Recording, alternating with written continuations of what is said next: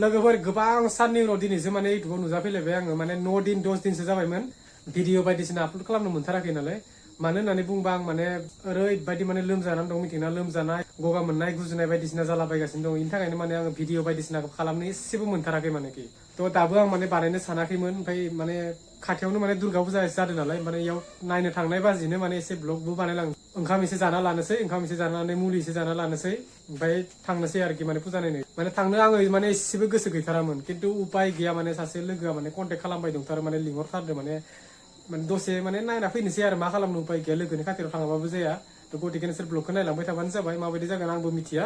न'आव रावबो गैया मा ओंख्रि संदों आंबो मिथिया एसे ओंखाम एसे खुरना जाना लानोसै आं निजिनि आखाइजोंनो माने रावबो गैया न'आव सब फुजा नायनो थांजोबदों मानेखि ओंखामखौ बारा जानो हानाय नङा एसेल' माने गारबानैसल' माने खुरना लाबाय आं ओमफ्राय ओंख्रिया मा दं नायनि र' दालि दं ओमफ्राय आरो माबा इयो मा बुस्थुआ आरो नै जोगोनार भाजा दंमोन बेखौनो एसे जाना लानोसै बारा जानो हाखानाय नङा एसेल' ओंखाम लाखादों ओंख्रिया ओरैनो थालांसिगोनसो माने मुलि जानो थाखायसो जानोसै ओंखाम बिनि उनाव लोगोफोर डाइरेक्ट न'निफ्राय ओंखाम जाखानानै ओंखारबोबाय डाइरेक्ट जोङो बाथौ मन्दिरावसो थांदोंमोन बाथौ मन्दिरावबो मोनसे मेला जादों ओमफ्राय दुर्गा मन्दिरावबो मोनसे मेला जादों माने मेलाया जोंनियाव मोननैयावबो जायो माने दुर्गा फुजाबो जायो आरो बाथौ फुजाबो जादों माने एबार थांनाय बोसोरावबो गेदेरथार जादोंमोन थ' बिदिनो बेरायबाय थानोसै मा नुयो मा नायनो हाबावो थ' गाइस नै दा जोङो दंफैयो माने दुर्गा फुजा एकदम मानसिफोरनि गेजेराव माने आङो भिडिअखौ आङो इयाव जेबो बुङाखै माने जास्ट माने भइस अभार खालामना होनाय जाबाय आरो ना आरो नायनो हागोन नैबे नुबाय थानायानो जाहैबाय दुर्गा मन्दिर आरो मोजां साजायदों एबार दुर्गा मन्दिरखौ आरो नायनो हागोन इमान गोबां मानसिफोर दङ माने पुरा मानसियानो मानसि गोजा माने एबारथ' एसे खमानो जाबावो थांनाय बोसोराव बांसिन मानसि जादोंमोन लोगोफोर नायनो हागोन सना रुपा फाननाय दखान खाथियाव फैदो सालथिया सोरनोबा सना आरो माला बायनो गोसो जादों इखौ एसे नायना होनोसै बा मा बायो आसोला बायबाय थाथोंसै आंहाथ' आरो भिडिअ बानायनायानो खाम थांनाय बोसोरनिख्रुइ एसे खम जादों एबार मानसिया थांनाय बोसोराव बांसिन मानसि जादोंमोन माने बेफोरबायदि नङामोन आरोना मानसिफोरा इनिख्रुइ बांसिनसो मानसि जादोंमोन एबारबो जानोबो हागौमोन खोमा किजानि मानो होनना बुंबा माने अखाया बिराद गोसा हागासिनो साननैसो आरो माने सानथामसो जाबाय अखायानो गाराखै माने पुरा अखायानो गवायनि थाखायनो माने जायगाफोरा एसे लेथ्राबो जादों आरो मानसिफोरा खमबो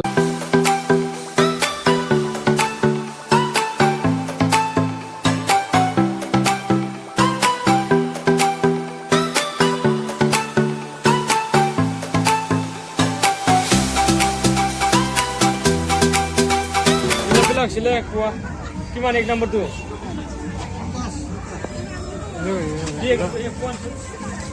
एसे निमखि जिलापि खरमा जायखिजाया जि मोनो बेखौ लाना थांसै दुर्गा फुजायाव फैबाथाय आरो दुर्गा जिलापि जुदि जायाबाथाय माने दुर्गा फुजा जानाय बायदिखौनो मोना गतिके जिलापिखौनो लाना थांसै एसे